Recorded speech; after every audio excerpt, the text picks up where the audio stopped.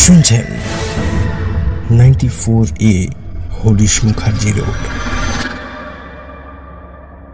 কেমন আছো কলকাতা?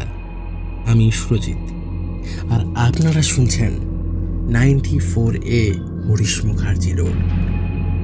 আজ আপনারা শুনতে চলেছেন একটি ইউনিক এবং একটি ভয়ানক ঘটনা। ঘটনাটি নিশ্চয়ই আপনাদের খুব ভালো লাগবে। বেশি বকবক করছি, আমি আপনার সঙ্গে আর আপনারা আমার সঙ্গে শুনতে থাকুন 94A হরিশ মুখার্জি রোডের 13তম এপিসোড।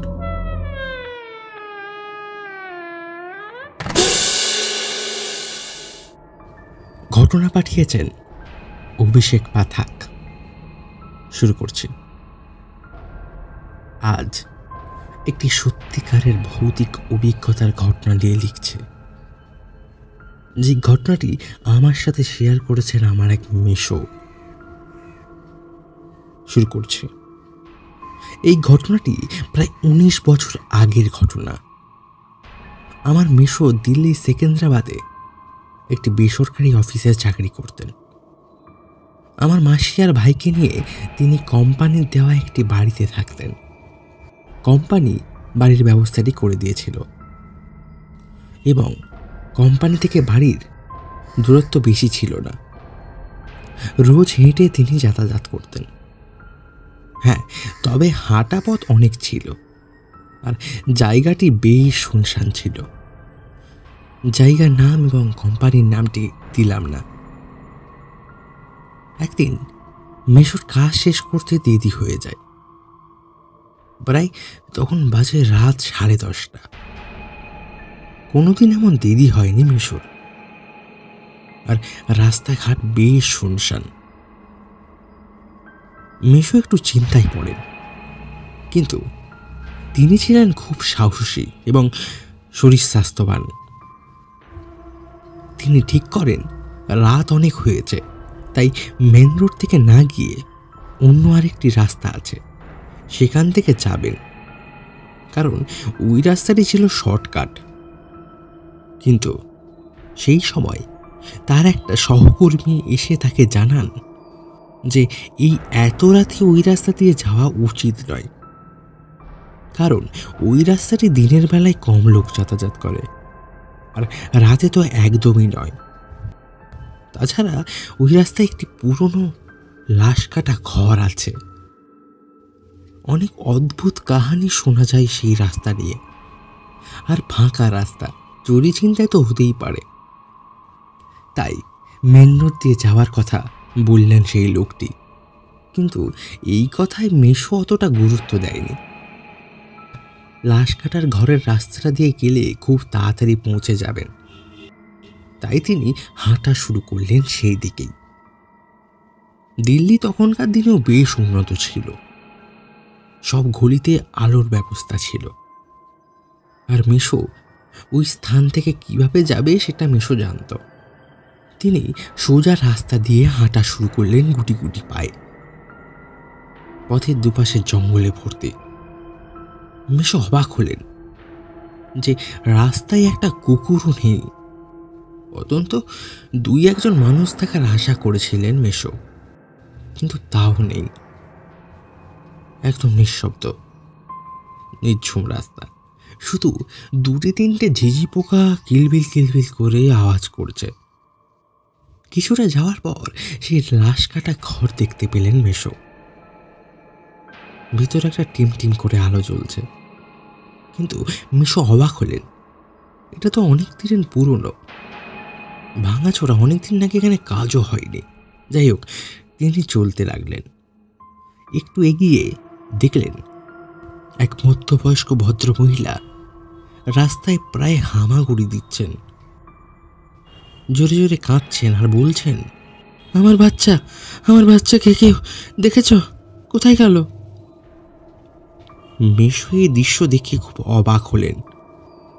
কিছুক্ষণ পর সেই ভদ্রমহিলা জঙ্গলের দিকে মিলিয়ে গেলেন। মেশো ভাবলেন হয়তো পাগল।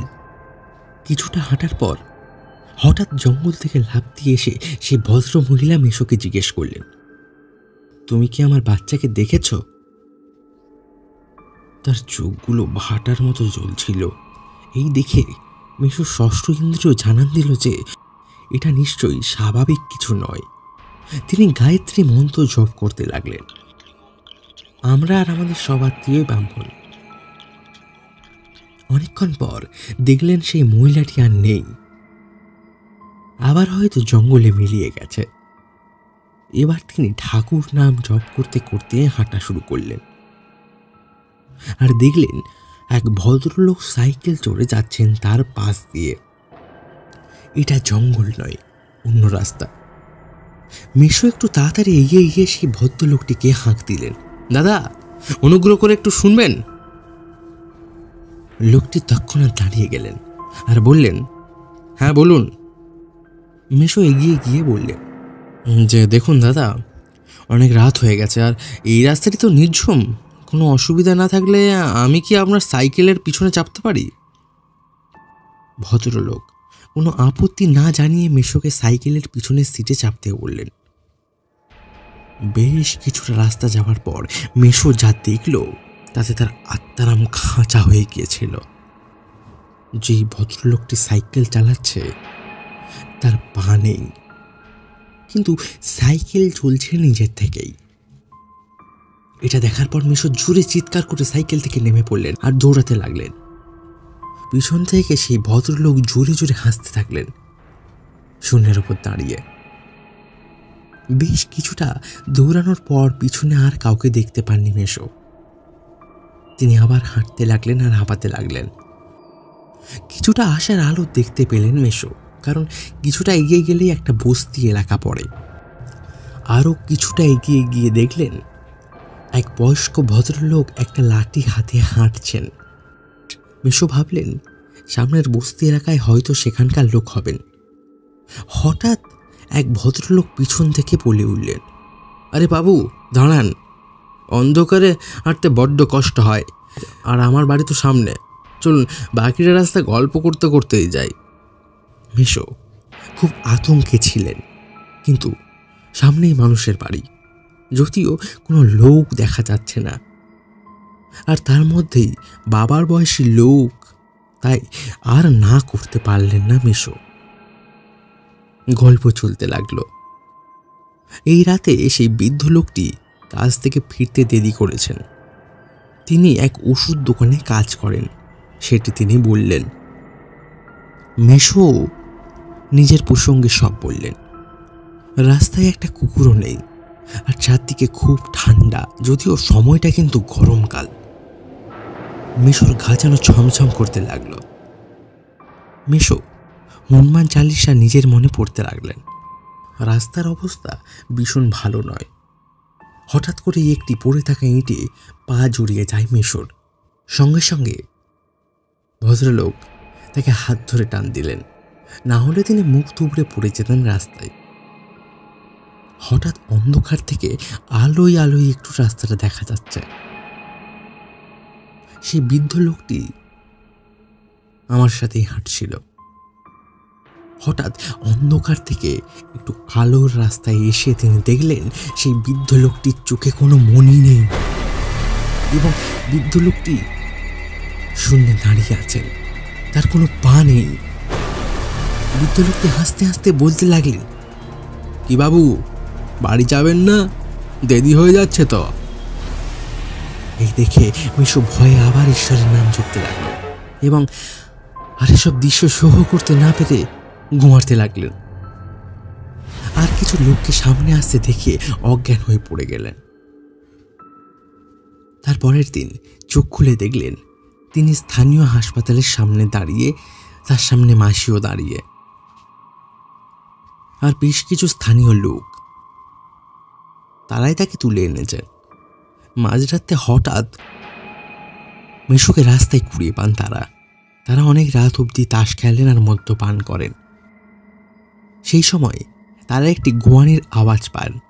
কিছুটা এগিয়ে গিয়ে তারা দেখেন এক ভদ্রলোক অজ্ঞান অবস্থায় পড়ে আছেন। প্রায় এক সপ্তাহ সুস্থর পর মেশোকে বাড়িতে আনা হয়। স্থানীয়দের কথা ও মেশোর নিজের সমস্ত ঘটনা বলার পর তাকে এক স্থানীয় পীর বাবার কাছে নিয়ে যাওয়া হয়। তিনি বললেন, ও ঈশ্বরের জোরে মেশো সেদিন প্রাণে বেঁচে ফিরেছেন। ধীরে ধীরে ওই স্থানটি মেশোর জন্য খারাপ হয়ে উঠল। মেশো অফিস ছেড়ে চলে আসেন নিজের বাড়িতে, অর্থাৎ পশ্চিমবঙ্গে। আমার এক মাসির বাড়ি ব্যারাকপুর। সেখান থেকে প্রায় 30 মিনিট হাঁটা পথ লাশ কাটার ঘরের। আমি সকালে সেই স্থানে গেছিলাম বহুদিন আগে, এবং জায়গাটি কেমন তা দেখে এবং বুঝেছি সেখানে হাওয়া বাতাস ভীষণ একটা ভালো নয়। এমনকি সেখানকার স্থানীয়রা রোজ তাদের বাড়ির পাশে কারো কান্না বা অনেকের আড্ডার আওয়াজ পান। বাইরে বেরিয়ে তারা কিছুই দেখতে পান না। এইগুলো তাদের অভ্যাস হয়ে গেছে। অনেক মানুষ এইগুলো বিশ্বাস করেন, আবার অনেক মানুষ করেন না। তাই যারা ঘটনা বিশ্বাস করবেন তারা নিশ্চয়ই আমাদেরকে দেখবেন, এবং যারা ঘটনা বিশ্বাস করবেন না তারা ইগনোর করলেও চলবে।